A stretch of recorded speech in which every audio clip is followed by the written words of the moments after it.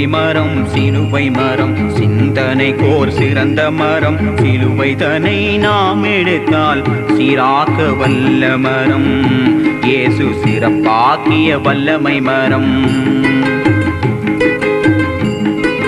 சிலுவையிலே ஜீவனுண்டே பாவிக்கதில் பங்கு உண்டு சிந்திய ரத்தமும் உண்டே சிந்திய ரத்தமும் உண்டே.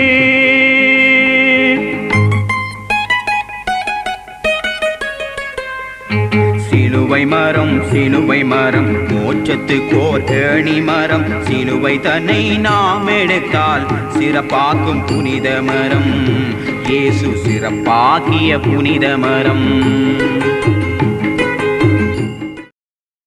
கர்த்தருக்குள் அன்பானவர்களே, அனுதினமும் கிறிஸ்துவுடன் தியான வேலைக்கு உங்களை அன்புடன் அழைக்கிறோம். இன்றைய தியானத்திற்கான வேத வாசிப்பு மார்க் 8ஆம் அதிகாரம் வசனங்கள் 34 முதல் 38 வரை.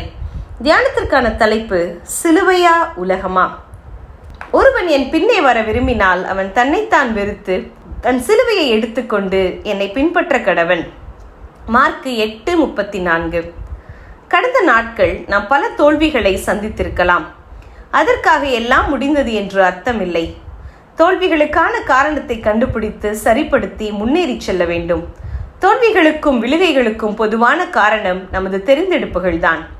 உலகத்தினதும் அதன் பிரச்சனைகளினதும் பின்னாலே நம் கண்கள் இழுப்புண்டு போகிறதனால்தான் நமது தெரிந்தெடுப்புகள் பிழையாகின்றன. நாம் சிலுவை சுமக்க வேண்டியவர்கள் என்பதை ஏன் அடிக்கடி மறந்து விடுகிறோம்? சிலுவையா உலகமா என்று எழும்போது நமது தெரிவு என்ன? ஆண்டவர் நமக்கு அளிக்கும் சிலுவை வித்தியாசமான வடிவில் இருக்கலாம். எனக்கு அதிக வேலை செய்ய முடியும் என்று இருக்கும்போது தாழ்ந்த அற்ப வேலைகளை செய்ய வேண்டி வரும். ஒரு பயனும் உயர்வும் இல்லாத இடத்தில் பல வருடங்கள் வேலை செய்ய வேண்டியிருக்கும்.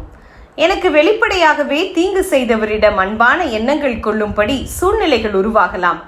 அப்படிப்பட்ட ஒருவனை எதிர்க்கும் எல்லோருக்கும் எதிராக அவன் பட்சமாய் நின்று அவனோடு நட்பாக பேச ஏவுதல் உண்டாகலாம்.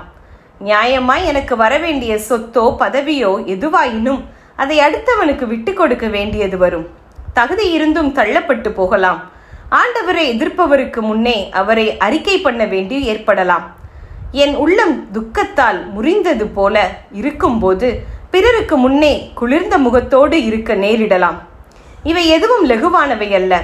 இவ்வாறு சிலுவைகளை சந்திப்பவர்களுக்கு கௌமென் அம்மையார் இவ்வாறு எழுதுகிறார்: நான் இஷ்டப்பட்டு சிலுவையை தெரிந்து கொள்ள மாட்டேன். ஆனால் சிலுவையை தூக்கி அடக்கமாய் என் தோள் மேல் வைத்து பொறுமையுள்ளதும் முறுமுறுப்பில்லாத ஆவியுடனும் ஏற்றுக்கொள்ளும் போதுதான் என் இயேசு எனக்கு வெகு சமீபத்தில் இருக்கிறார் என்று. தேவ பிள்ளையே, சிலுவையை ஒதுக்கி வாழ்க்கை சுகமாக அனுபவிக்கலாம். ஆனால் அதிலே நிச்சயம் வெற்றியை காணப்போவதில்லை.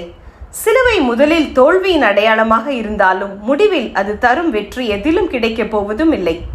ஆகவே தேவ பிள்ளையே, உலகத்தையும் அதன் இன்பங்களையும் பின்னே தள்ளு. கடினமானாலும் சிலுவையை புறக்கணிக்காதே. துக்கங்களும் தோல்விகளும் தான் நம்மை உரமேற்றி வளரச் செய்கிறது. எனவே இவ்வழியில் நடக்க உன்னை அர்ப்பணிக்கும் போது வரும் நாட்களில் சிலுவையின் வெற்றிகளை காண்பாய். ஜெபம் செய்வோமா? அன்பின் கர்த்தாவே, எங்களுக்கென்று நீர் நியமித்த சிலுவையை நாங்கள் ஒதுக்கி தள்ளிவிடாமல் பொறுமையோடு சுமந்து உம்மண்டை வர கிருபை தாரும். ஆமேன்.